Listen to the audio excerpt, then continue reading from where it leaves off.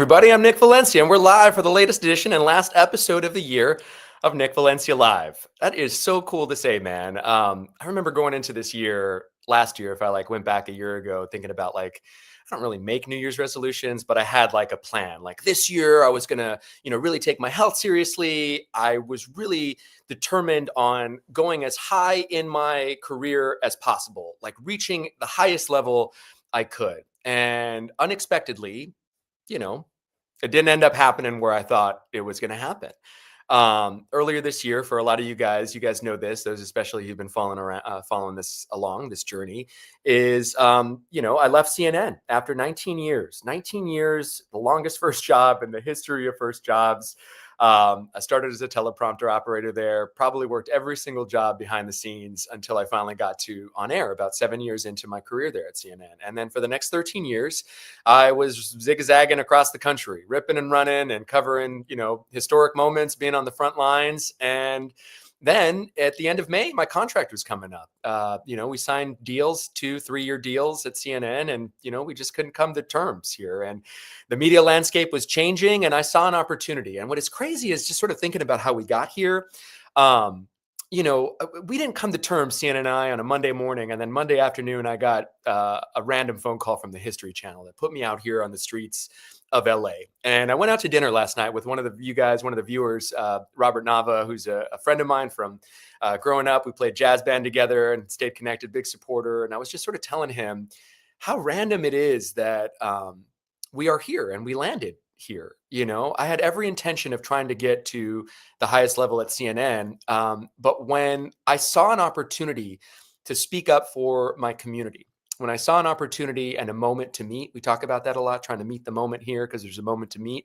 I went out into the streets. I was done with my History Channel job, and I remember walking into downtown LA, taking my phone and just starting to record. And the very first clip that I posted after leaving CNN did 3 million views. And then it was either the second or the third clip that I posted did 4 million views. And that was the sort of genesis of this. That is what gave me the confidence that we had something to say, and that you guys thought that we had something to say, and that you wanted to listen. And so we just did it a day at a time and kept showing up. There was videos out there of the federal agents that you guys have seen ad nauseum now at this point. All these clips on social media have gone viral, so many of them. And we started to see that very early on here in Los Angeles during the siege of Los Angeles in that first week of June. I got here on June 8th. Things really kicked off here on June 6th.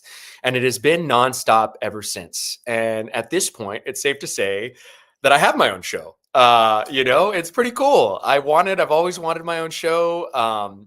When I hit my knees and meditated before I left CNN, I heard from my higher power, be prepared to go out on your own. And I did not want to believe it because fucking egos, man. Egos are a motherfucker. And I thought, look, man, I'm one of 6 people in the history of CNN. I'm never not going to be at CNN. I'm always going to be there, and I'm going to work to the very top. And one day I'm going to have a big billboard on Techwood Drive and all the things. And it just didn't work out that way. Things are working out even better, though. And you guys have probably heard me say it, is that things happen for us, not to us. And this journey that we're on, this journey that I'm on with Eric Sandoval, my wife, Rachel Valencia, it's a really, really cool one to be on. It's one where I feel incredibly free. I wake up in the morning and I know that I'm on the right path. I know that we could be doing other things, I could have gone back into the mainstream. And at one point, I think maybe you guys don't know this, but I was interviewing over at CBS, and you could probably tell from my latest reporting that I've got no interest of working over there. It is just another example of how our institutions and our legacy media newsrooms have been corrupted. What is happening at CBS, rather, what is happening at CBS is a disgrace. It's a disgrace to what legacy journalism is. It is state television. It's bending to the powerful. It's kowtowing to President Trump and the administration. And for somebody like me, and for the team that we have working here, it is not morally okay. Journalism should be a beacon, a light, and a sort of moral compass. We should be able to call balls and strikes. We should be able to hold the powerful accountable. And for some reason, for me, I always felt uncomfortable. It's not some reason. I was telling this to Bobby Nava last night. I don't come from a pipeline of prestigious people. or elite people. Like, thank God, look, hey, my dad poured his heart and soul into this house and built it before he died. And we have a beautiful home, and I was always growing up here in Eagle Rock. I always thought I was a little better off than I really was, because we grew up around a lot of middle class and lower middle class people. And it wasn't until I got to USC that I realized, man, I am not part of this elite ilk in this country. There's some really elite people in this country that sort of run things. And I saw so many of those people as my peers. I saw so many of those people as my colleagues there in newsrooms. And that's sort of a microcosm, I think, for what legacy media is now. It is the elite catering to the elite. And I don't know, I wore those $1,000 suits and, makeup and all the gel in my hair and all that stuff. And I tried to fit the part, and I was just wearing a mask. It's days like this where I really feel like myself. I really feel like what I'm doing is purpose driven and it's real, it's authentic. And that's why today I wanted to offer you guys a chance to talk to me. And I asked you guys yesterday, put out a message on the Discord at Substack, to our more than 3,000 subscribers. And I said, hey, who is interested in talking, asking questions? The stars will be you. I want to get to know you guys more. And you guys responded. And our first guest, I think, is in the waiting room, but she's having a little trouble. So I'll just vamp a little bit. And so I reached out to you guys. I just put a message out there and you guys responded. So today it's going to be really cool. We have a handful of people who have signed up, I guess, technically signed up, not literally, to ask me some questions and to join and to be on with us and to sort of get to know me more. And I have no idea what you guys are all asking. I have no idea. Oh, yeah, that's right. Thanks, Eric. I appreciate that. If anyone watching right now, beside the people that are putting the lewd comments on YouTube, if there's anyone watching right now who wants to join, there is a QR code. Is it right here? Right here in the corner up there, Eric? Is that right? The other way up here? There's a QR code on your screen. Take your phone, scan the QR code, and you could join, and you'll be live with me. So first up is Beth. Beth, you're in the waiting room, and you're on with Nick Valencia Live. Come on in. I can hear you. Oh my gosh. Hi, everyone. Wonderful. Hey, and there's your granddaughter in the background. Hey, what's up? Yeah. Say hey, Emma. And for those of you guys watching, you guys may recognize Beth. She's a familiar face because just about, I don't know, what was it, 3 weeks ago, Beth? We were in Charlotte, North Carolina, and she was the accidental organizer. The video that we edited on her did about 250,000 views and counting. It's crazy. I'm still getting notifications. Still like every day. And she went viral herself on TikTok. So Beth Clements has been, she's been on the front lines herself. And so thank you so much for joining us. Yeah. Okay, so the stage is yours. What do you want to ask me? What do you want to know? All right. Well, okay. How do you earn your viewer trust without the backing of a big newsroom? Or do you find that without that backing in today's climate that you have the trust before you even begin? I have learned very quickly. I learned in the streets of LA that brands are no longer trusted as much as individuals are. And so fortunately for me, I had built a kind of brand right on the national stage. I hate saying that. It sounds really egotistical, but there's like some recognition. Some people knew who I was and they followed me and they sort of saw what I was doing as being authentic, like you, right? You were a true believer and a fan from day one back on my CNN days. And what I learned is out in the streets is that people really want authenticity. People crave, knowing who you really are. And it's not like all the things that are polished and, you got to be perfect and never misspeak or never say or stutter. People just want to know who you are and they want to know that you're authentic and you're not full of shit. And so I think I learned pretty quickly that if I was just myself, people would like gravitate towards it. And so far, so good. It's been growing. Well, I'm proud of you as a viewer from long ago. We've known each other a long time. Hey, do you feel freer now or more constrained working independently? More like is there more anxiety? There is definitely more anxiety. I feel like, I don't know. it's so unique and so different from anything I've ever done before. And I always thought, like, I'd mentor a lot of people in mainstream, when I was in the CNN newsroom. And I always told people I wish I took a business class in college, because journalism is a business. It's not just passion. It's not just having a desire to, put a spotlight on something. And so right now, being like a small business owner, like, it's like nerve wracking. I have an employee and I've got to think differently, not just like a correspondent. I've got to think like a media company owner. And so what made me feel better is, like, I had Jim Acosta on. I don't know if you saw the interview that I did with Mhm. Jim Acosta, I but love like, Jim. I love Jim too. And to hear him He's say, so like, great. he has no idea what he's doing either. And I'm like, oh, okay, you don't either. Great. I really am kind of figuring this out as I go along as well. And so, yeah, that part is kind of nerve wracking, but like, the fundamentals never change, Beth. Who, what, where, when, why.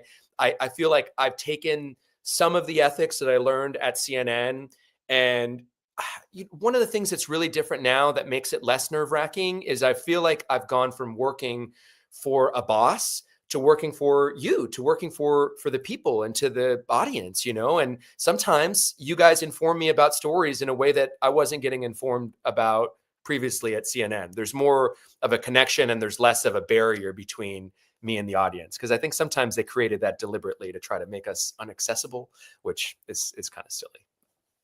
So what skills that you took from CNN, what matters most now? That you walked away, and what skills that you've used matter most now in when you're independent? So I learned this, and it keeps coming up. It's kind of a heavy story, but for me, it kind of it's it's something that I go into every story realizing, because at CNN, it was always critical mass. It had to be mass casualty. It had to be a lot of people dead or a lot of people affected. Mhm. And one day I was sitting on the West Desk. I was off air before I got on air. Right, I was working as assignment editor, and a news alert came across, and it was a CNS Wire, which is one of the city news service here in Los Angeles. And it said, one person killed, two injured at a pot shop in Los Angeles. And I saw that and I was like, one person killed, Los Angeles, pretty local news story, right? I get home that night, and I don't know if Eric remembers, but Eric's in my ear right now. Eric actually told me about this. It was 10 o'clock at night, and Eric called me and he said, Mateo Butcher was killed today at his job at the pot shop. And that was the story that I passed on the assignment desk. That was, he was one of my best friends from growing up. Mm, He sorry. was very close to me and lived with me at USC for the last year that I was there. And so that to me was a very early lesson that no matter how many people were impacted, that everyone's story is unique and important to them. And so I've taken that, and I hope it doesn't sound corny or cheesy, but I've taken that sort of approach and mentality that every person's story matters. And I've approached it to this job. And one of the things I think that, because Eric is with me on this, he's in my ear, he's my executive producer, and he's sort of brand new into journalism, even though he has some great editorial judgment. And one of the things I think that I'm bringing into this role as well is a realization that journalism is really ugly, and we see trauma and we see the worst of the worst all the time. And so I'm constantly checking in on people whose stories I cover. I'm constantly checking in on our team, because the most important thing is the people. Journalism is an act of service, and we get to serve every single day now in a way that I wasn't being able to serve at CNN. And that fills my heart with so much joy and like keeps me here. And I hope the money shows up, I mean, like, that's always the hope and the desire. But right now, it's like really purpose driven and mission driven, and it feels really fulfilling. So it's all about the people, Beth. So what is the part that you enjoy most that you'd never found at CNN? I could say shit and fuck and I mean, I could That was my first question. Hey, can I cuss? no, I could really be who I am. I think at CNN I was as authentic as I could be. I was as authentic as the brand allowed me to be. I worked within the margins of CNN. And now I literally work within the margins that I create for myself. And it was like a slow burn, initially. I had this whole perspective and idea when I launched this that I was going to be able to talk to Trump supporters and Trump voters because a lot of them watched me. And my very first guest was a Latino voter for Trump. And I learned very early on that if I did both sidesism, that it was just part of the problem, not part of the solution. And so right now, I get to focus on the people that I think are important are really doing the work. This idea of objectivity also, that's something that I always thought was bullshit, but I had to pretend that it was real, even though I'm not a fucking robot. I do not believe in objectivity. I believe in fairness. If you were a Trump voter or somebody that voted for Trump, I've got a lot of them in my life who I love very much. I have conversations with them. It's harder though when it's people that you don't know. It like, I was actually talking about this on a run with somebody right now. People are so unwilling, if they think that you voted for Trump, if you don't really know them, to talk. And so I learned very early on that I probably shouldn't be trying to do this both sidesism, and like, call balls and strikes means calling people out for their bullshit. You know, Mhm. it means calling Trump out for these unlawful policies. I am against the mass deportation policy. And that doesn't mean that I'm against law enforcement. Like, we saw a police officer at dinner the other night, and Ricky, my son, went and go high five him. I'm not against law enforcement. I am against the terror that they're raging and raining on our communities right now. And I think there comes a time in every journalist's life where you take a stand. Walter Cronkite did it during Vietnam. Edward R. Murrow did it early on with advertisers, where he was constantly pushing back against CBS trying to make money, because journalism is bottom line oriented. As recently as Katrina, Anderson Cooper did it. And he cornered the market in being an emotive reporter because he cried on television. And so for me, I think I'm taking a stand. I am impacted by this, and I get to speak up and take a stand. And all of that is a really long-winded answer to your question. Well, no, because now, viewers, I did not feed him these questions. But where do you draw the line between your advocacy and journalism? Oh, that's such a great question. That is such a great question, because there are times where I find myself pulling back. Like, I think I need to get more Republican lawmakers on here.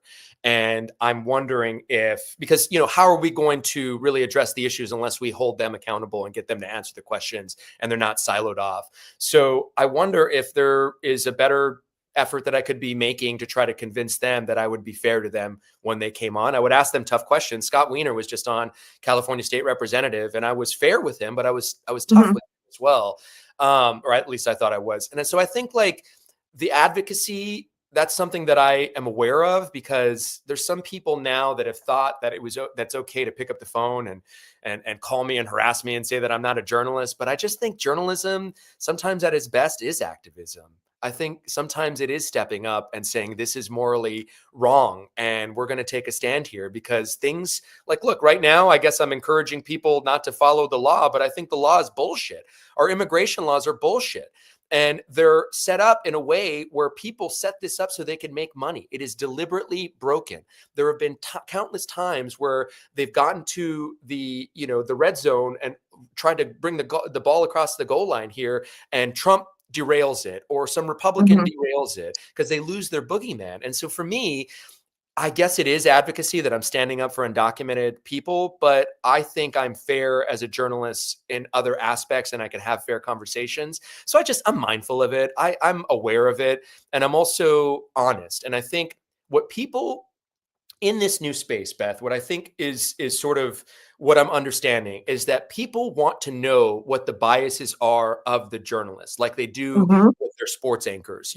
I use the example of Elle Duncan. She is a rabid UGA fan. She was at SportsCenter, now she's going to Netflix. But people knew that when she was given the highlights of the SEC, she was going to be a UGA fan. It doesn't mean that she can't call the WNBA or she can't call Mhm. hockey or do other things. She's just a homer. And for me, I am my grandfathers both crossed here illegally. They naturalized and they became citizens, one from Guatemala, one from El Salvador. Both my grandmothers were born here in this country, and there is no one that could say that I'm not contributing or adding value to this country. And so I am biased. I am the product of illegal immigrants, and I am contributing to this country in a way that native-born Americans are not. And so I'm taking a stand, and if that's advocacy, I'm okay with it. And if others see it as that, I'm okay with it because I can be fair and I am aware of my biases.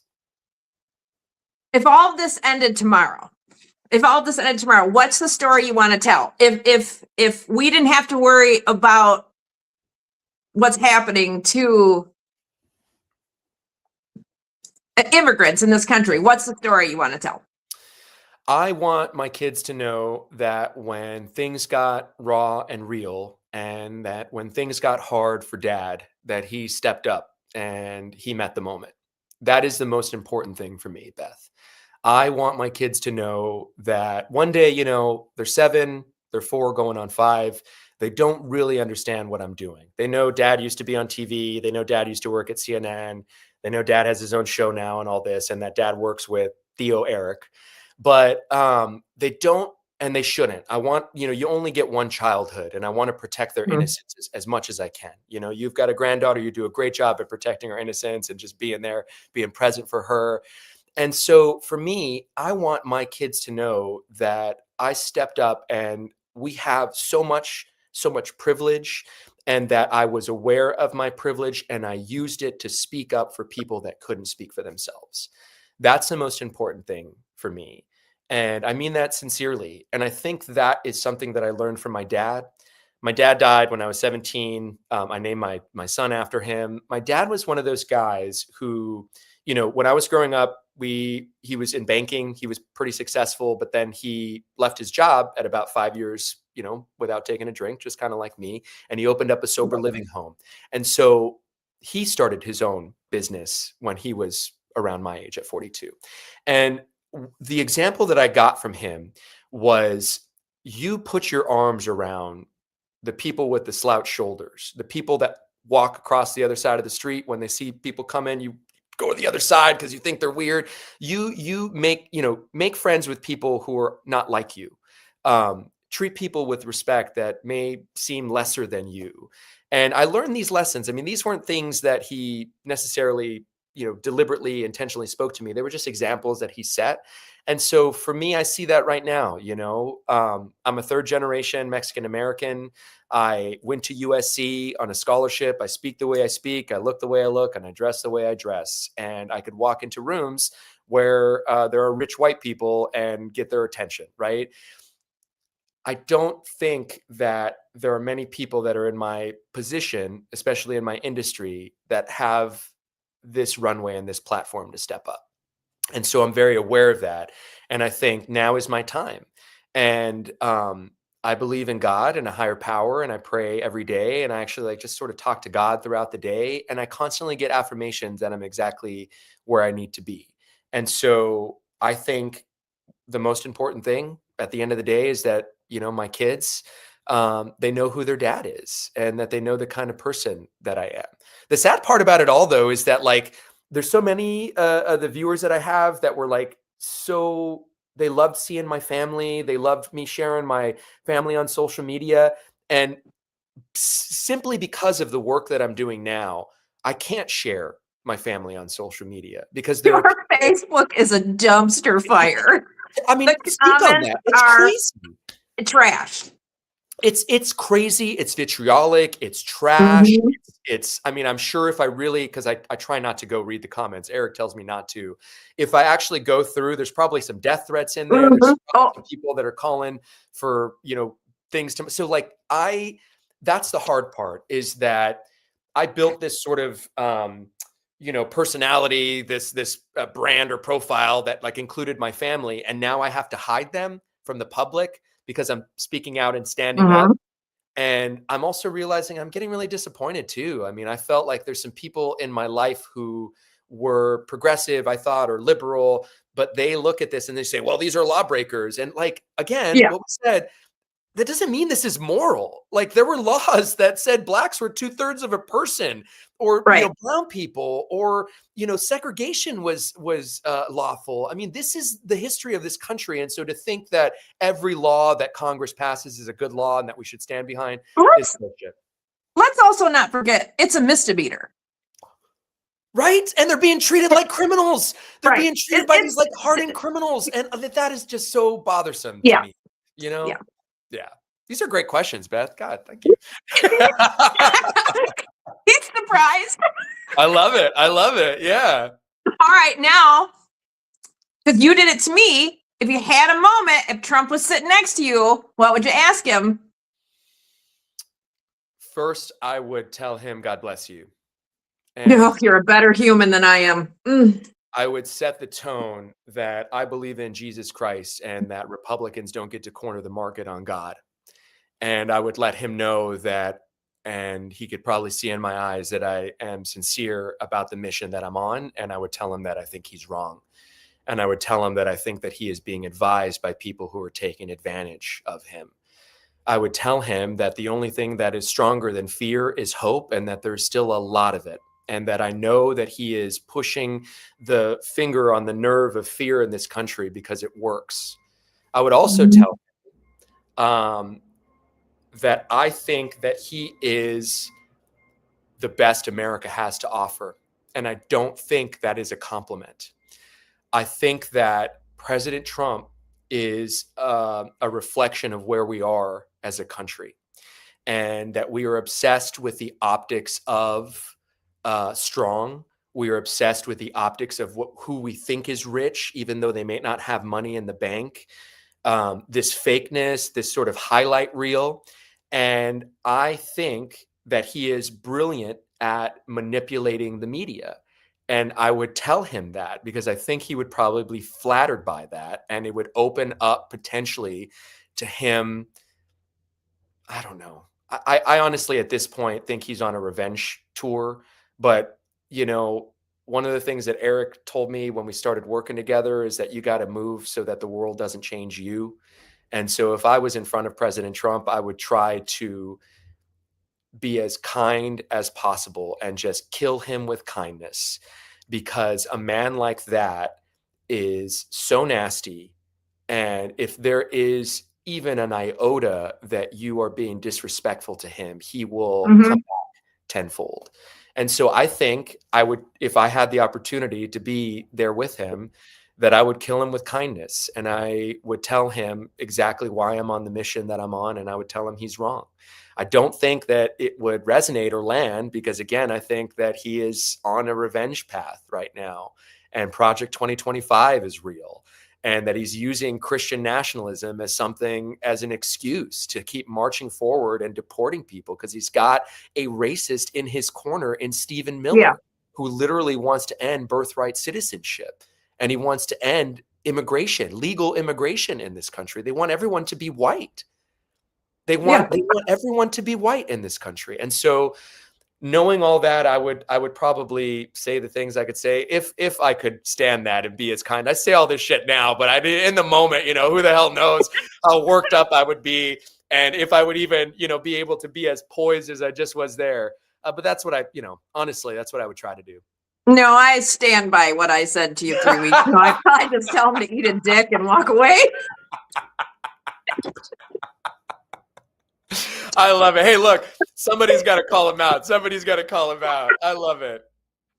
I love it. It is what it is. Beth, you're amazing. You're so amazing. I love you, kiddo. What other question? What other question you got for me here? And if there's anyone else out there, we were supposed to see Sharon Dunton, John Wyman, Rick Martin, anyone else who wants to scan. Either way, if you guys if it's just me and Beth, that's I love this too. I love this too. Awesome. Go ahead. Okay. What's the question? Okay, let's see. All right. Well, okay. Somebody wanting to do this, somebody wanting to start out. What is your advice to them? Because I heard you ask Aaron and Jim. Now you've got your footing. You're 6 months into this. What's your advice to the next kid out there? I would say that legacy media is not going away. It's going to look different, but if your dream one day is to work at CNN and be there, follow that dream, right? What I think is happened now is that legacy media isn't the only thing that's important. This is important too. And so if you want to do this, how I've had success is there was a moment out there that for me made sense to cover, and it was in line with the sort of things that I had covered and been passionate about in the past. You know, social justice issues, immigration, Los Angeles, all of that intersected in the first week of June, and I was like, "This, why wouldn't I cover this? Why wouldn't I go out there?" And so, if you see something out there, a slice of the world. I think the new age journalist is aware of the world, but is an expert in the slice of it. And so if there's something out there, whether it's, we see an attack on public health right now. If you're really interested in public health, go to public health school. Mhm. All this takes is being an effective communicator. And the people that are having success right now out there in new media are the ones that are effective communicators and are experts in a slice of something. They're aware of everything else going around, but they really say a lot about a little. And so if you feel like there is a gap out there in media, step up. I mean, this is America. You could be a small business owner. I launched it overnight. Now I've got Nick Valencia Media LLC, and we have paid subscribers. We have a media company now. We stepped up where there was a hole, right? Where there was a gap of coverage, and we stepped up to fill it. This is all to say, though, that I do think that there's still going to be NBC and CBS and CNN, and there's still going to be the New York Times and Washington Post, just like Aaron. I want people to be aware, though, that you think your job is to hold the powerful accountable. And when you get into these legacy companies, you will soon realize that the people at the top are all working for other powerful people. And that even if you are as purpose-driven and are as not jaded and idealistic as you want to be, you will learn very fast that journalism is a business. And that was very disheartening to me. And so I think that that's another bit of advice that I would give the kid out there who wants to do what I'm doing is don't be naive about this. This is a business. Journalism is a moneymaker. And you could be altruistic and not, but you could make a lot of money at those national networks. I mean, national correspondents, they could make $300,000, $400,000, right? At big top 10 markets, you could be making $170,000, $180,000 as a reporter. But all of that comes with other stuff. And so be aware of that. Don't be naive. And at the end of the day, your job is to be a megaphone for the people. And so be in a place where you're not a brain dead megaphone. And for me right now, it's right here. It's here with you. Well, I think a lot of us radical left scum walked away from legacy media after the last election because it was hard. And I'm not going to lie, it was hard to watch. Yeah. But something Aaron Parnas said on your show is if there is something big, you do turn on to CNN. You do turn on to the news. If there's something big happening, you want that news. But I find it comforting to find my niche news. Like, you know how I feel about the immigrant population, about the undocumented minors.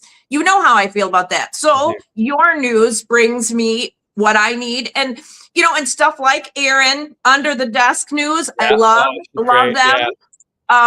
Yeah. For the Epstein files, there is nothing like Twitter, which I'll dead name that every day. But the girls on Twitter that, including the victims, that's where I get my news about that. So you can pick and choose. I think you can pick and choose. And one of the things that was happening before I left was that people always turned to CNN when news was breaking. And then it's starting not to happen as regularly. And so that's something that was different and was an indicator that the media landscape was changing. CNN always... It has to be bigger now. It has to be... It's not just, there something happened, I'm going to turn... No, it has to be big. I'm like huge to go back. Right? Yeah. Yes, it has to be huge to go back. And Mhm. one of the things, we just have another guest enter the room. I love it. Hey.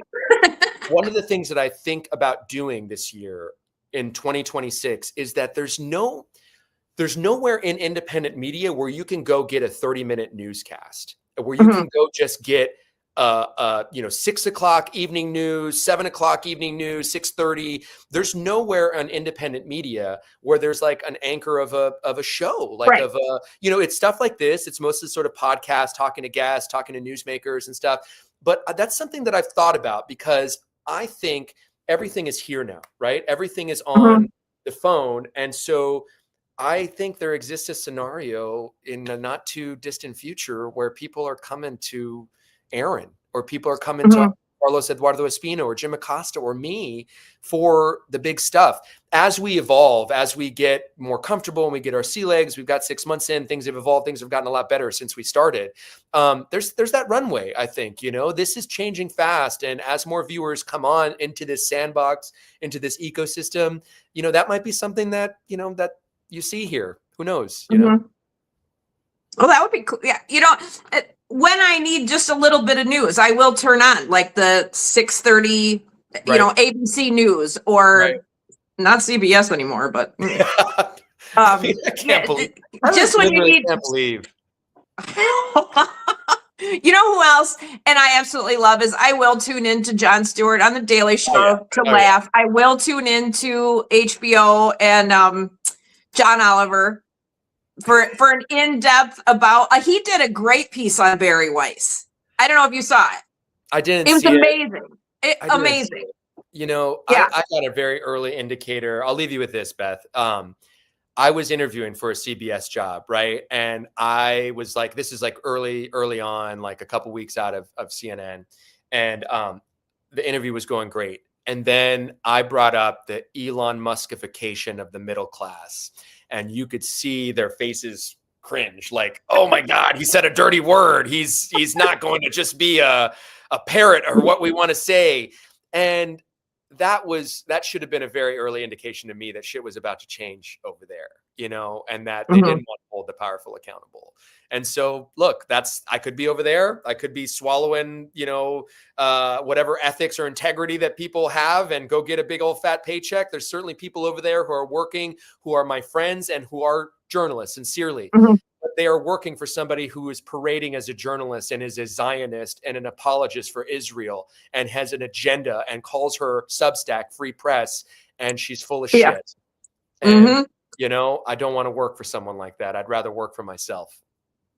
Well, you're doing a good job. Was that honest enough? That was great. Beth Clements, thank you so much for being our guest and for the questions. I love you so much. Eric I is love like, you I too, love kiddo. that. Oh God, say hello to Kyle. And you're also going to get a call from my mom's best friend because she wants Mhm. to. Okay, yeah, just letting you know that she wants to do what you're doing. She wants to help out, and yeah, she's here in LA, and so if you could help her out, do that. Anytime. I mean, yeah, I will always help somebody do that. And, I'm always here when you need me. You should start your own show. People love Oh, you. Usually, like you are like such a dynamic personality. I what my TikTok is so dumb. Oh, I love it. I love it. Yeah, like I love you, like you love me. Also, it's amazing. We're gonna leave you there. We got a couple other guests to get to. God bless you, Beth. I'll talk to you soon. See you soon, honey. Thank you. That was Beth Clements from Charlotte, North Carolina, the accidental organizer. If you guys want to learn more about Beth, go check out my Instagram page. I have the story that we did on her pinned to the top of my Instagram. Check it out. She's got a lot to say. If you guys want to join the show, scan the QR code at the top and you'll get to join me for some questions. I think, who do we have next? Who do we have next here, Eric? Oh, Lydia. Oh my God, Lydia. Hi, Nick. Hi, Lydia. So nice How to are meet you? Good. I'm good. I'm sorry I'm late, but I wanted to make sure got on to support you. So Oh my God, I you want to wish are. you a very happy holiday season. And thank you so much for all that you're doing for all of us to get the message out and all the great reporting you're doing. I really appreciate it. I know all the people that I'm talking to here in Georgia really appreciate it and would like you to continue and keep going so that we can get real facts and information. So I appreciate Thank you. that. Lydia is one of like the true believers, somebody who basically since the moment I launched my Substack was there in the comment section, sharing our stuff, sharing it with her family members, subscribing, getting paid subscriptions for others. Yeah, That's I wrote so about awesome. it. I wrote about it because, it's really important that we support each other right now. And, I'm a big believer in community. And right now we have a very, in my opinion, big hole in our community for leaders. And we really need people to be up and use their voices and advocate for the things that they care about. So I have been doing that for a long time for people with arthritis like me. So, I want to try to share what I learn with other people from all the books I read. And I do that with, just like you, just by building a website, putting it online and sharing what I learn with others. So I think it's really important that we try to unite and give facts out when we can to people. Amen. Amen. What Yeah. do you think has been like the most important story that has gotten covered by new media this year? Sorry, my light just went out. I had a ring light. Oh, And it just went on. Gosh, there's so many. I mean, for me, like you, Nick, I'm carrying my passport around all the time now. And I think so many people don't understand that so many Americans like me and you were born, in America. My whole family's here. We're all here thriving. But, now I have to feel a little bit uneasy in my own country, in the country I was born in, and carry my passport with me, which, I'm used to because I travel quite frequently, but it's still, something I shouldn't have to do. Like I shouldn't have to go for a walk in my neighborhood and carry my passport with me. I shouldn't have to worry about having it with me at all times. I think that's unacceptable. And more people need to speak up and use their voice and tell people that, this isn't okay. There are so many of us who are bilingual and trilingual, people who most Americans don't necessarily see as Americans, but are, now having to live with this constant worry and concern that we really shouldn't have to live with.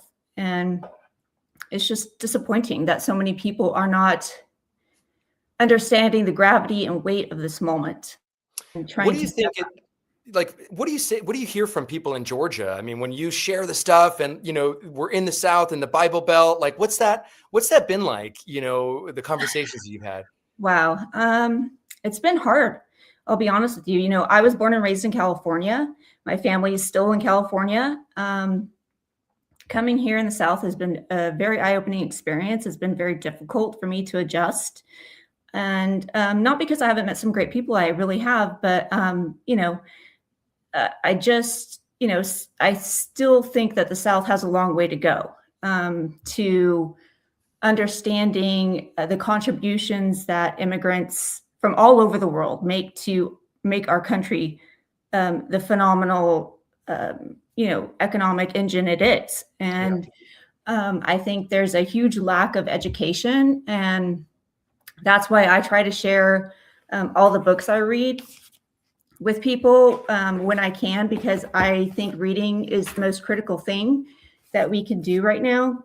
I mean, I think the only reason that I'm at where I'm at is because I read so much as a kid. I mean, look at that. How many books have you gone through this year? Holy a lot, and I really encourage everyone when I meet them. So, you asked me, what do people say? So first of all the people that I encounter that are Spanish speakers and I know are Spanish speakers, they're terrified. They are scared to leave their homes. Many people I know in some of the restaurants I'm used to seeing all the time are scared to leave their homes and go to their job. Yeah. And they have stopped going to work. And that's a very bad thing. I understand why people can't understand that migration has happened all over the world, and it will never try to stop it. I mean, really, it's not, you just can't control where people are going to move to and why they're going to move there. And I don't seem to understand why people can't grasp that. This book, Latino Land, that I read and I keep talking about, I really hope everyone reads. She does a phenomenal job of talking about world history and migration patterns, and I think she did a really great job. And the lack of understanding for people who, can't understand that there are many reasons why people move around. Like my husband and I just went to Greece. We might move to Greece. We might move to Spain. Wow. It's our choice, right? Like you can't tell people that this imaginary line means that you can't ever move here. Right. At the end of the day, it's about money, right? It's about taxes and making sure that you're not going to harm the country and the people. And what else is there? I mean, does it really matter if I want to open a bakery or a store here or there? I mean, it really is just a lifestyle choice. It's a man-made construct, this line where they say, hey, this line, you cross this line, all of a sudden you're illegal, and we could dehumanize you and treat you like shit and like you're an animal, and degrade you and treat you as like lesser than. And I just don't understand that, especially from people around me who are Catholics or conservatives or who are Christians or who are just anyone who has a belief in a higher power, and this idea that we shouldn't be compassionate to those who are vulnerable, and this idea that our country, America welcomes immigrants. We're the land of immigrants. And somehow that like this idea that we're full, or that, okay, or there's not enough space. Or there's not enough land. I mean, give me a break. Listen, my husband and I travel a lot. We've driven across this country. We've flown to so many places. I've been to Billings. I've been to New York. I've driven from California to Texas numerous times. I've been to Florida. You can't tell me there's not enough land. That's BS. Okay, I've seen it. I have my photos. I have my pictures. The problem is a lot of people just want to live in their small towns and have a small town mentality. They don't like change. They resist change. Right. And that's why I really encourage people to get a passport and travel. You have to see other countries and how they function and how they welcome immigrants, because everyone needs new people at the end of the day, new energy, new innovation. Where would the cooking industry be without El Bulli, inspiring a whole new generation of chefs to challenge their thinking on cooking and innovate and create all these wonderful, great new Michelin star restaurants that everyone from around the world goes to that country just to go experience the food. And, that's, stuff that people can only understand if you are able to travel, if you have a desire to travel and a willingness to sit down with other people, have a meal, share a meal. That's why I support Chef Jose Andres's Longer Tables conversation initiative. It is so important. I can't tell you how many wonderful people we just met in Greece when we were traveling throughout the country and through the islands. And, people from Albania were coming there to work, and they were sharing their stories with us. I met people from Vietnam. I met people from up north in Norway and Sweden. And, there's people from all over coming to every country. And like I said, I don't know how people can say, you're not allowed in this country unless you pose a serious threat. Or unless you pay Trump $1 to $5 million for a gold card. He's selling citizenship. It's just so crazy. It's so crazy. It's just foolish. Yeah. And it's, we were in the fields in the Central Valley for one of our first stories, and we heard there, you never see white Americans in the field working for $20 an hour, $17.50 an hour, and triple digit temperatures with the sun just beating down on you. No one ever is out there that looks, lighter skin than you and me. It's just, what do you got there? What is that? I'm plugging my sister's book that she's in, Sacramento Noir. My sister is a published author. Her name's Nora Rodriguez Camagna, and she is published in this. She's the last story in this book. She just gave it to me for Christmas. But yeah, we grew up in the Central Valley. I grew up in the Central Valley, and my parents went to the fields, and every morning I would get up and go to the fields with my parents before school. And they'd pack us all up in the truck. And, I'm going to say this as a disclosure. My sister, who's published as a published author, and I would write my mother in different ways. We see her differently because of the age gap and difference that we are in. But, I have a lot of respect for my parents. They worked really, really hard. And this narrative that all the people that come here to work in the fields are doing bad things. I'm sorry, that's stupid and totally moronic for you to say. My parents have several kids. I'm not going to say how many. Too much information there. But they worked really hard. I mean, my mom was up early making us, egg and potato burritos that she put up in the foil paper, getting us all ready to go, go wait for the truck to come pick us up. We'd get in the back of the truck and be all cold and bundled up and go to the fields and work. And then they'd come home, get us off to school, prepare our lunches. And while we were at school, they'd go run the errands, like go to the grocery store, like everybody else, go to the grocery store, do the house cleaning, do the chores. Then they'd get ready and they'd go to their shift at the cannery. So again, when did my parents or most of these farm workers have time to go do all bad things that the right loves to tell the story of? I'm tired of it. And I really need us to start pushing back on that narrative and those folks who keep wanting to amplify that, all Spanish speakers are not contributing to our country. They how that started, or like this idea of the lazy Mexican. Like, where does that even start? You never see a Mexican out there homeless on the street. All the homeless people, they're always working hard or they're taken in by their families. Like, I don't understand how that, all of a sudden this blanket broad brush, we're all gang members or Tren de Agua or Mara Salvatrucha or whatever it is, it's or were these hardened criminals? Because like Beth was saying, this is a misdemeanor to cross. It's not like this hardened felony, it's exactly. It's because, it's easier to paint people as other. And, I have written, several letters to my senators, Ossoff and Warnock here, to Mike Collins, but he's a Republican and quite frankly, he doesn't care. I think he's a terrible human being, but that's my opinion of him.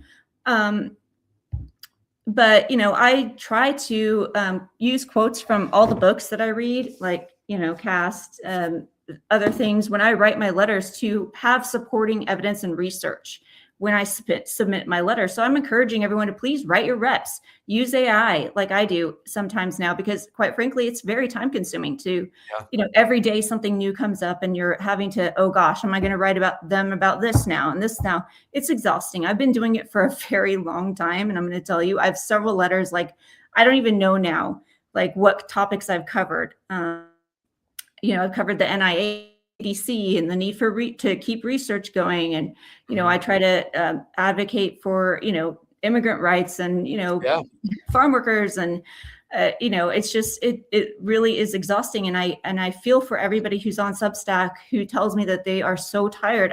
Believe me, I am so tired. I have been writing and making calls. I have been trying my best to keep up with all of you and to be united in this fight for democracy in our country again. We really need to come together as Americans. And, I feel terrible for the people of Ukraine. We are letting the Ukrainians down.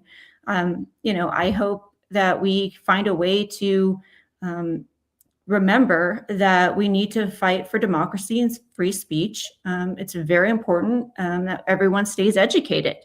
And, there's libraries are there for everybody. If you need a resource to help, if you don't know the right words, sometimes I don't know the right words, go to the library, pick out a book. And, it's okay to quote someone else if you don't have the words all the time, when you don't know what to say, when you pick up the phone and you call your senator's office and your congressman. Like, I love that, sometimes Jess Craven puts out a template for me. So, if I'm so exhausted, but I want to help and I want to participate, I have that template there that she's graciously taken the time to put together for me. That's a helpful tool, a helpful thing sometimes when I'm just, at my wit's end of like, what's happened here? Where did everyone lose all the care for everyone? And look at people as human beings. Yeah. I mean, I just don't understand. Well, you are doing your part. That's for sure. You're doing your part and stepping up and being out there, writing your lawmakers and just supporting folks like us. You have been so supportive, and I cannot thank you enough, Lydia. I just from the bottom of my heart, thank you so much for being here with us and supporting us. I really please, everybody, if you can also follow, people like Ruth Ben-Gilhot, people like Tim who wrote the book On Tyranny. On Tyranny is free, read by John Lithgow on YouTube. Please watch the video if you don't like reading. Choose audiobooks.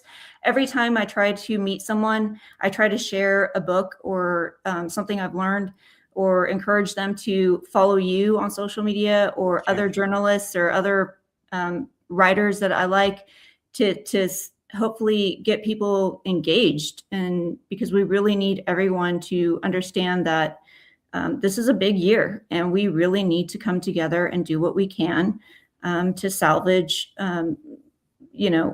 what we can of the rule of law and due process and human rights. People Big are year, big Yeah. year, election ahead, the midterms. John Ossoff has been listed as one of the most vulnerable, if not the most vulnerable senator out there. Are you going to interview him? Yeah, I hope so. Hey, look, I put the offer out there to Senator Ossoff. He said he didn't have time. I hope he does, because he's going to get a call from me, and he knows my letters. So I've sent him 5-pagers before. Trust me, he knows. He'll know. So I hope he chooses to come on and listen to us, and go out into the community and talk to the Spanish-speaking people who are doing the construction jobs and the restaurant jobs. They are terrified to leave their homes, and they're terrified to go work and go to the grocery store. And we can't function like this. The state cannot function like this. We need the tax revenues. We need the manpower, and we really need everyone to please, do what you can to use your voice and step up at this moment. Lydia Page, Georgia's finest. Thank you so much for taking the time with Nick Valencia Live. We'll see you Thank next you, Nick. year.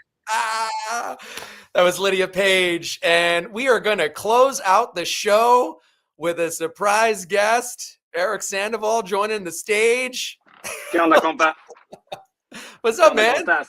Muy bien, aquí aprovechando con mi amigo. Aquí. Sorry, my apologies to everyone that's saying the messy office, but this is where a lot of behind the scenes for Nick Valencia News goes on. I'm currently operating the show while also calling in. I have a couple of comments from the chat. Elliot Seattle wants to know why you don't play more golf, Nick. Why don't I play golf? I think I'd probably have more connections if I did play golf. I think that's like, I don't know, bro. It's like a really white sport. I don't know, man. Well, I've seen you wear boat shoes without socks, so that's not okay. That's fair. That's fair. I love it. I don't know. Maybe I pick up golf in this 2026. Maybe if you invite me, I will come. How about that? Invite me and we'll play a round in 9 holes. You hear that, Elliot Seattle? If you're in Seattle, travel down to LA, go to Atlanta, invite Nick. He'll play some golf with you. Or invite me out to Seattle. I'll come play with you, man. Why not? There's a story out there, maybe. Who knows? Let's make it happen. So my question for you, Nick, is does anything give you hope for the coming year? I mean, you and by extension myself have been covering some pretty sad shit as of late. Do you have any hope for 2026? What makes you hopeful? I'm assuming you do have hope. You generally are a rather glass half full kind of a guy. I'm hopeful, honestly, man, like seeing your family grow and seeing you become have a second kid, and, seeing, I had somebody reach out to me. This is another hopeful aspect, and like something else that was a God shot to me. I'm in recovery, I run a program, and I had somebody reach out to me who is a friend of mine for 20 years and asked me to be their sponsor. And so for me, that is like a God shot that I'm on the right path and that I'm an example, and I need to continue to set an example. But it gave me hope that there was someone else that like was ready to be done, and like, I'm so excited because I know that the best days of his life are in front of him. And so stuff like that continues to happen. The world keeps going on. The world keeps turning. People that are trying to just do better in their lives, like I try to do better every day. Some days I fall short, I've fallen short with you. I know that, man. But for the most part, we got a really good thing going, man. And I'm hopeful that, look, man, this is serendipity for me. The fact that like we're working together, this is hopeful. The fact that like we each had our own careers and paths for 20 years, only for each of us to be free at the exact time the world needed us. And that gives me tremendous amount of hope that not only that we're doing it together, but that like we're making an impact and we're making a difference. And I think that you're seeing some of that happen. And I think that like seeing the changes happen with you, seeing you being in journalism, honestly, motherfucker, that gives me hope, dog. Like it gives me hope to see you and to see my family and to know that one day my kids, our kids will look at you, my kids will look at me, and they'll know that their dad stood 10 toes down, man. We say that shit all the time, that we stood on business and that we're here. And I think that gives me a lot of hope, is that, we can do this and we're doing this and people are responding. Well, you mentioned briefly something that I had said once upon a time, but you mentioned it just a phrase. So for the viewers at home, I'd like to expand the whole story. The wise man that visited Sodom, which you made the reference, was the story I said on one of the first shoots that we went on to cover. And we're telling you the story in the car before we got out to cover it. So I figure I'll tell everyone from the viewers at home. But there's this old Jewish parable, which I was first turned on to by the tremendous writer Elie Wiesel. It was the foreword from his book Testament. But it's this old anecdote about the wise man that visited Sodom. So I'm sure a lot of you know, biblically, Sodom, Gomorrah, this town where greed and lasciviousness and selfishness and cruelty sort of ruled. And one day, a just man, sorry, not a wise man, a just man visited Sodom. And when the just man came to Sodom, he would spend his days walking up and down the streets, ringing a bell, chanting against the evils of selfishness and lasciviousness and greed and cruelty. And at first, everyone would scorn him and yell at him. They didn't want him off the streets. Get out of here. But still, every day, he would walk up and down the street saying the same things. After a while, the people started to laugh at him, right? He was a clown. What good is it doing, going around preaching against all the greed and selfishness and cruelty? They would laugh at him. Then eventually, he kept doing it, and people just stopped paying attention completely. They didn't yell. They didn't laugh. They just ignored him. But still, he walked up and down the street saying this. One day, a little child stops him and says, "Sir, why do you do this? You walk up and down the street every day chanting against greed and lasciviousness and cruelty and selfishness, but no one's paying attention. Can't you see it's pointless? You can't change people." And the just man looks at the child and says, "You know what? You are right. When I first came to Sodom, I believed that I could change people. And so I walked up and down the streets chanting so that I could change people. But if today I still do it, I've learned that I can't change people. So if today I still do it, it's so that those people will not change me." And I've always found that to be a very sort of powerful anecdote. Who do we do this for? I suppose at the end of the day, we live our lives for ourselves and our families. And so I'm glad, Nick, that you are making sure that the world doesn't change you. Oh yeah. And rest in peace, Mateo Butcher. Rest in peace, Mateo Butcher, man. That's somebody who I did not expect to talk about today, man. I miss him too. No, I didn't expect to hear that either. I didn't realize that you had actually come across that story on The Wire before you found out that it was him. So it's crazy. The world works in odd ways, and as you have often said, things happen for us, not to us. So, inshallah, the next year, everything will go well, huh? I don't know why I'm wearing this shit anymore. I don't need it. You're like talking to me. You're true. Yeah, I'm on camera. Yeah, I think this year is, we saw that the summer of 2025 was the era that gave birth to new media. And we grabbed onto that and we gravitated. And then we got that stamp of approval from the Pew Research Center. Financial Times did an article on us that never ended up coming out. But when we started getting these affirmations, it's like, okay, this is where we belong. This is where we should be. And we're only getting better at what we're doing. We're only getting more comfortable with what we're doing. And we're seeing that these stories, man, people like my mom, who's a news junkie, says the stories that you and Eric cover aren't on the news.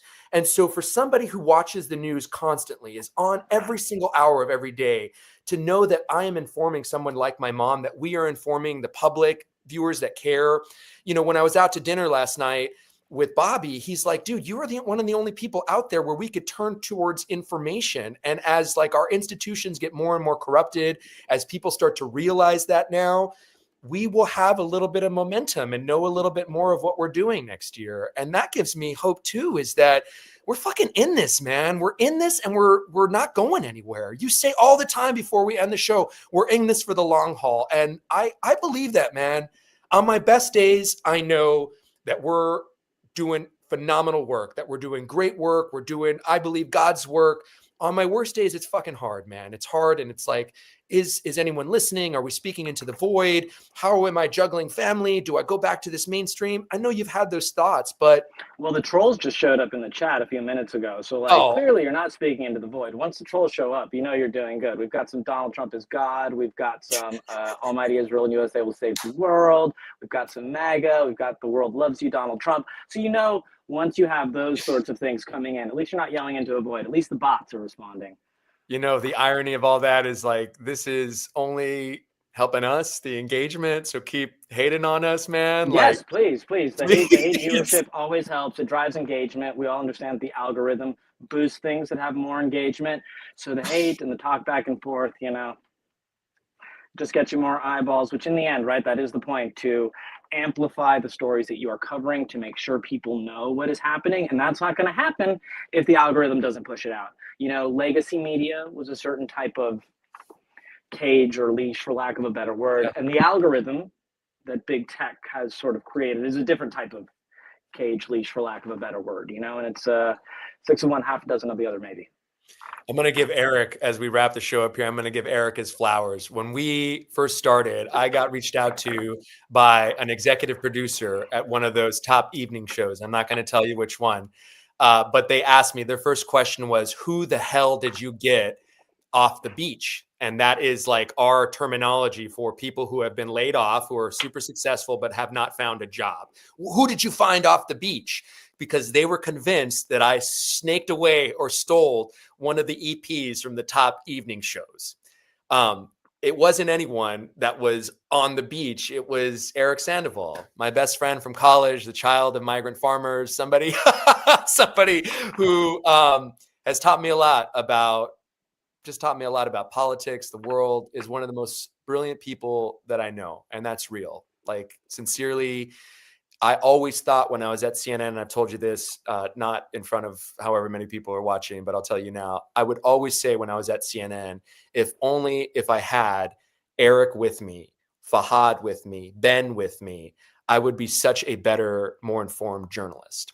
And now I have Eric with me, you know, and you guys get to benefit from all that. And so keep subscribing, keep liking, keep sharing, keep amplifying our stuff so we can keep working together and being the team that you guys have come to trust, because honestly, it is a very small team. It's me, Eric, my wife. We saw Natalie Hernandez in there briefly. She's the one who hypes up the chat. I mean, like, it's honestly, it's not very many people, you know, it's just us. And so if you like what you see, keep sharing, keep rocking. University of Successful Chicanos for the win. Órale. Well, you know, I am a little hopeful, which is not my usual look. No, what? Holy shit, what? Is what I wear. I am a little hopeful. I don't know if it's for 2026, but in general, because last night, actually, I was thinking about Prop 187, right? Yep. Which you know about. You grew up in. For a lot of people who didn't grow up in California, or if you're not Latino in California, so a lot of people did grow up in California still don't know about it. Back in the 90s, there was a state proposition that passed, 187, which is like kind of a blueprint for the sorts of immigration enforcement that we're seeing today. It was kind of thing that children in schools would have to prove legal status in order to be in schools. If you go to an emergency room, you'd have to prove legal status before even being seen by a doctor. No bilingual education, you know. Entonces, y para alguien que, bueno, mi primer idioma es español, entonces decir que, bueno, no podemos enseñar el español en las escuelas, bueno, un niño no puede aprender nada si no lo estás hablando en su idioma, ¿verdad? Yeah. And so that really passed in the 90s in California, and someone else that remembers it is probably Stephen Miller, since he is a Californian and he's our age exactly. But he looks a lot worse than you, Nick. I think evil does age you. But that law passed, and it was eventually struck down, right, by federal courts. These days, we don't have federal courts that are sort of friendly to those sorts of concepts. You know, you've got Justice Kavanaugh signing off on racial profiling. So I don't think we can have hope in courts to necessarily wrangle what we would say is a heavy-handed immigration enforcement the way we did back in the 90s in Prop 187. But what does give me hope from it is the blowback that happened after 187, because I saw it with my parents, right? My parents were green card holders. But after 187, when they saw how quickly sort of those tenuous rights can be taken away, they, along with many Mexicans in California, Latinos in general, did a big push to become citizens. You know, I watched my mom go to night school and really refine her English and make sure she could take the citizenship test. And she, she's just one anecdote, but it happened across the board. And you saw a huge influx of Latinos get citizenship and become voters, right? And that is often credited with making California the sort of liberal bastion that it is today. A lot of people don't realize this. California is a historically very conservative state, right? They're the state that gave us Governor Ronald Reagan and ultimately President Reagan. They voted Republican many, many cycles before the 1990s, right? Pete Wilson, the governor at the time in the 90s, was super right-wing. A lot of communities in California still are that. But in general, the majority of California moved to a more immigrant-friendly liberal stance because of the blowback to 187. Wow. So if there's anything that gives me hope, it's that, fingers crossed, hopefully this heavy-handed overreach by the federal government is perhaps alerting a lot of Latinos in this country to just how tenuous their status is, even though they might be taxpayers, even though they might be as American as tamale-flavored apple pie. They will see this moment as a moment to assert themselves, right? And to go after that citizenship and to hopefully maybe reform and regenerate a new American kind of dream in much the same way that happened in California. I doubt it'll happen in the next year, but maybe by the time, my daughter's of voting age, we might see that. I love And that, so, man. I had we'll no see. idea that like, that's the shit I'm talking about, bro. The context and the historical context. Like, this is why we're so smart, because Eric's behind the scenes, man. I love this. The context, so yes, may this radicalize a whole new bastion of voters who see the bullshit for what it is. And Well, there's nothing radical about human rights. It's not radicalizing. It's just made this just have people really grab the bull by the horns, right? Because we've for so long allowed other people, right, to direct how we live our lives. And democracy should be, right, a taking of your own destiny in your hands, which every immigrant who might be watching this understands that. It's taking your destiny in your hands. So often people say, and I'm a dad now, so I can understand this. So often people say, I'll do anything for my child, right? Oh, I'll kill for my child. I'll steal for my child. I'll do anything. I'll die for my child. But suddenly crossing a line without the proper paperwork, oh, whoa, that's a bridge too far, and everyone says, right, get in line. How long do you have to wait? How long do you have to wait to give your children a better life? I don't know. For me, the answer is not very long. The moment my child was born, I wanted to give her a better life. Both of them. Yeah. And so I don't really know where I was going with that. Taking our destiny into our own hands, man. That's it. And that's what you've been doing all year, right? I think so. I think, man, that just hit me. I've just been showing up, man, a day at a time, just like you, every morning I'm flooded with messages from Eric of the latest videos. He's the one who's scouring the internet. He's the one who's out there looking on TikTok. Every day I'm picking up the phone to call sources and to check out stories that we could chase down, ways that we could make our viewers smarter. I just feel like this is exactly what we should be doing. And is there this big $1 million path ahead of us? Not so far, but maybe, what we need to be doing is different than thinking about money right now. I mean, we're taken care of. We're doing all right. We're going to be doing all right. If I can have the same kind of life that I have right now and continue this, and, you can have the same kind of life that you have right now and do things a little more, and we get to educate people. And that's what journalism is, man. I think we're serving the public in a way that I never was before. And my mind is in a spot that it wasn't before. And I'm just really grateful that I'm with you, man, in this. So I didn't expect you to join. You usually don't want to be seen. That's true. Well, we had a little bit of time left and didn't have any other guests lined up, so might as well. Let me close it out. Let me wrap up the show. God bless you, brother. I'll call you later. Catch you later. Love you, man. Love you so much. Oh, love all you guys. I love all you guys that are here, seeing all the comments. John Wyman, Nat Dez, 2424, and even the trolls, like Eric says, it's just like for me right now at this point, it's just another affirmation. I get harassed a lot by people in my life who think that because I was fair to them, that I agreed with their politics, or that I think it's okay to persecute immigrants because they're illegal. I really can't be any more clear than saying I'm not against law enforcement. I'm against the mass deportation policy of President Trump. I think it's shit. I think it's wrong in so many ways, and he's taken advantage of the morsels of truth and convincing people that this is the way to go and that this is what is just and righteous. And, we struggle from a disease of individualism in this country. Sometimes until it happens to you, you don't really care. And I hope that it doesn't take that with every single person that's not being affected right now. So as we enter 2026, we enter with a lot of hope, and we enter with a mission, purpose-driven mission. And we enter with a lot more of you guys than we entered 2025 with. So thank you guys so much. I'm not big on resolutions. I was thinking about this as I was running earlier today. My New Year's resolution is to do what I do every day. I try to be a better husband to my wife, a better father to my children, and a better friend to my friends, a better son to my mom. And, sometimes I'm successful, sometimes I'm falling short, but I'm always willing to try. So here's to more willingness. And thank you guys, as always, for joining this show. It was a lot of fun. Thank you to Beth. Thank you to Lydia. Thank you, Eric. And thank you, everyone in the chat. Saw all the comments. Thank you guys for helping us make truth go viral. And as always, have a great year on purpose. Have a great day on purpose. All that stuff. Happy 2025, guys. See you next time.